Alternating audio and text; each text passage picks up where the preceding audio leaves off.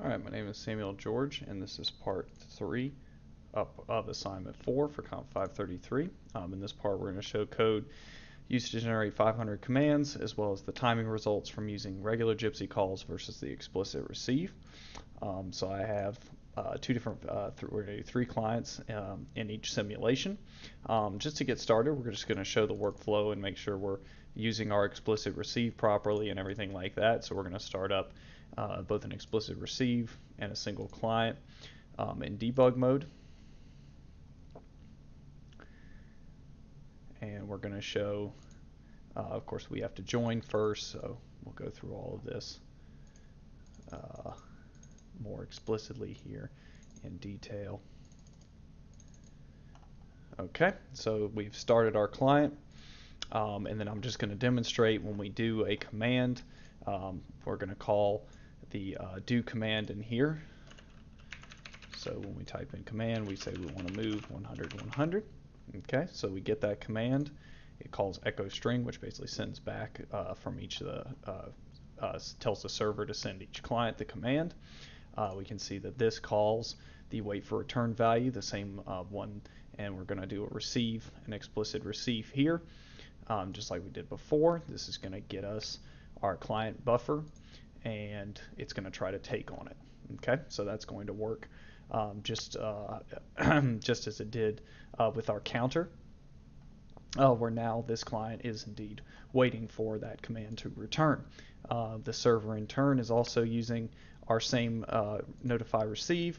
It's going to put it all on a port, and it's going to do the actual command, call echo string within itself, do all of the processing locally, and now this in turn has notified the client that the command has come in, and we're going to put a message on the queue, and it's going to move, and this in turn calls the method, and we get our receipt back, which is null, and that's it. Okay, so we can see that the client moved, and we used the explicit receive in both the server and client side in that version. Okay, so you can see here in both of these we have set our factories, etc., and we've just demonstrated the commands working with both. We're then going to start both of these, all three clients, in debug mode, or not in debug mode, but in regular mode, and we're going to see the prints just as last time for each of the timings. So to begin, we're just going to show normal Gypsy. So this server here does not do any of the changes in Gypsy. It just uses the normal format. Okay, so we're just going to start 3 clients.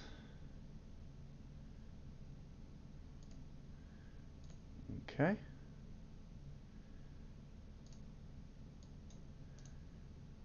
And if we look here in any one of our clients, for example, client 1, you can see it's waiting for our command. And if we do this performance test, okay, this calls performance tester.perform experiments. That is here. And basically it just runs through. It does each of the modes, which is what this part's doing, and then these are the 500 commands that it actually sends for each one. So we're going to do 50 moves of to 0, another 50 moves of back to 0, and we're going to do, that adds up to 100 here, and we're going to do that 5 times, and that's going to give us our 500 commands. Note this is the same, this send command is the exact same one as the one when I typed in command before, and did send command here. So we saw a single command being used in the explicit mode, just so we'll see timings for both of those, and that's what we're doing basically, is doing a send command in each different mode. Okay, so we're going to start by doing the client, and we're going to run this performance test. Again, this is pretty much the same code as it was from assignment 3, except I've stripped out the NIO and the RMI, and we're just doing it with Gypsy in the 3 different modes. So you can see each of our clients, client 2, we can see it changing modes. Client 3 also changing modes. You can see we're getting movement in all 3 clients. This is in non-atomic mode, and then we did an atomic mode. Okay. All right, so with the original Gypsy, so these are the three timings. They each went into each of the modes, and since client 2 went into all the modes and client 1, so we're just going to record these times here for how long they each took to run. So I've created a Word document here, and we're just going to record the times so we can look at them. 1053 for the regular, 4629, and 1102. Okay. All right, so we're going to go ahead and just stop that whole chain, and we're going to do the same thing, except we're going to use our explicit servers as well as clients. And we're going to do 3 explicit 1, explicit 2, and explicit 3. Okay, and we're just going to spread these out so that we can see all of them moving again. All right, so again, we're going to run the same performance test as demonstrated here in client 3, which is again is going to call this performance tester gypsy.performance experiments, again just to cover, just kind of point out the rubric. We want to show the code for the 500 commands, so that's that part, and we're going to go ahead and do timings for each of the calls. Okay, so we're going to just go ahead and do client 1 here and do performance test.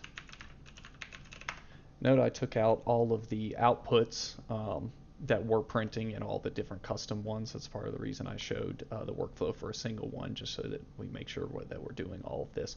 But I found that the timings were very skewed as it was trying to do all the different prints, doing each of the different modes and stuff like that, using our explicit versus our client. So we definitely didn't want to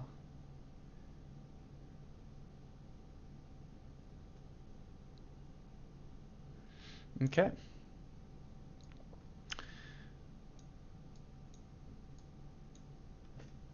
So here we've got our timings. Local is almost identical, so let's go ahead and record these.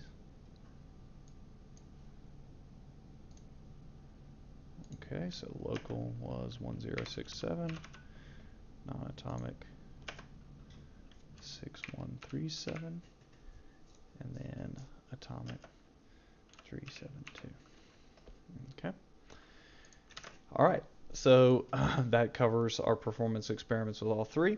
I guess it's interesting here that the non-atomic is actually much slower by the blocking. This is probably because as it's since it has to process the command as well as do the implicit receive, that break is not allowing the server to actually do anything until the client is actually moved.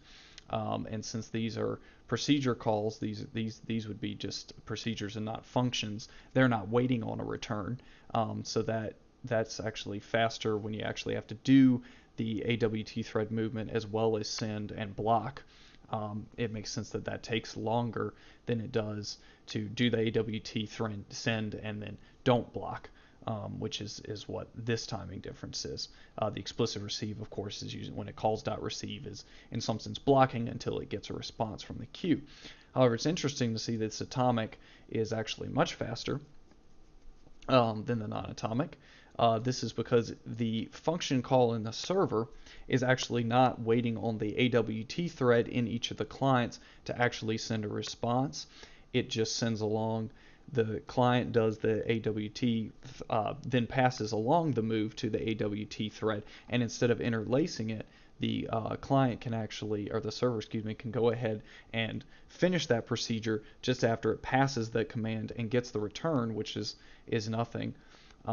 It quickly blocks, but then that method quickly returns, and the AWT thread is actually what's going to execute the moves. And so in this case, actually, the explicit receive is faster, being that probably that there's less overhead involved in actually doing the explicit receive, and the server is able to send back.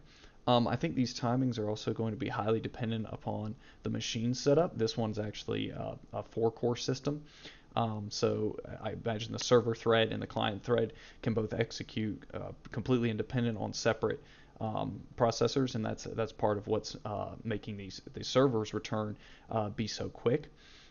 Since it doesn't have to wait for the AWT thread to finish on the other end. And that's probably why Atomic is so much faster, because as opposed to having to do the movement, place it in there, and then block till it comes back, it can literally just put things in there, and the server responds to those movements almost immediately before the AWT thread even has to do any movement. So in this case, the explicit receive is probably a little less overhead. So even though it is synchronous and in some sense blocking, it is actually faster just due to our setup. I think if we were to run these in headless mode, for example, and take out the AWT thread, then I would expect this one to actually be much slower than this one, since that's in that case it would just be this would be completely non-blocking, and this one would be faster or slower. Again, this is interesting that the timing here is lower. I expected it to be higher, but again, I guess it depends on your setup. So with that part here, we have covered showing the code and the timing results of both using Gypsy calls versus explicit receive, and that concludes part 3 for assignment 4.